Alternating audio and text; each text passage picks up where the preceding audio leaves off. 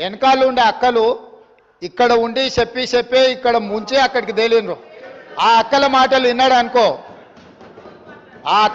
విన్నాడు అనుకో Jubilee bus స్టాండ్లో కూర్చోవాల్సి వస్తుంది అధ్యక్ష. అందుకే ఒకటి గుర్తుపెట్టుకోండి రేవంత్ రెడ్డి గారు, ఈరోజు మహిళల గురించి మాట్లాడుతూ బతుకు బస్ స్టాండ్ అన్నారు చూడండి, అది చాలా బాధ అనిపిస్తా ఉంది. బట్టి గారు గౌరవనీయులు డిప్యూటీ సీఎం గారు చాలా గౌరవంగా ఉంటాం, గౌరవంగా మాట్లాడతాం. వచ్చి మాట్లాడుతూ ఉంటే మాకు ఉపసమయంగా ఏదన్నా సంధాయిస్తారేమో అనుకున్నాం. కానీ వారు మాట్లాడుతూ కూడా మాట్లాడిన మాటలు నిజంగా బాధాకరం అనిపిస్తున్నాయి.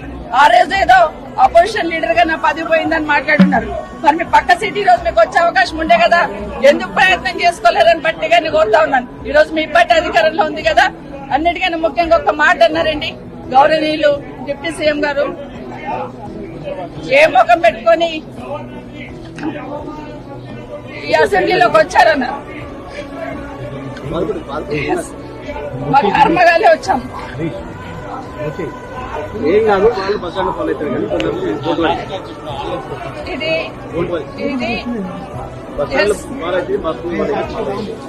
మేమేం తప్పు చేయలేదు.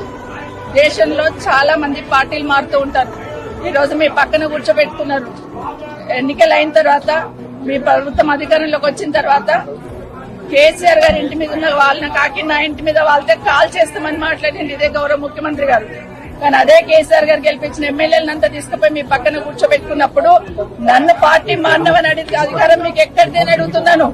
ఆ రోజు నేను పార్టీ మారినప్పుడు వితిన్ ద పార్టీలో ఏం జరిగింది, ఏ విధంగా మమ్మల్ని మెడపట్టి బయటికి గెంటేశారనేది మీకు తెలీదా అని అడుగుతున్నాను. దేశ ప్రజలందరికీ తెలుసు.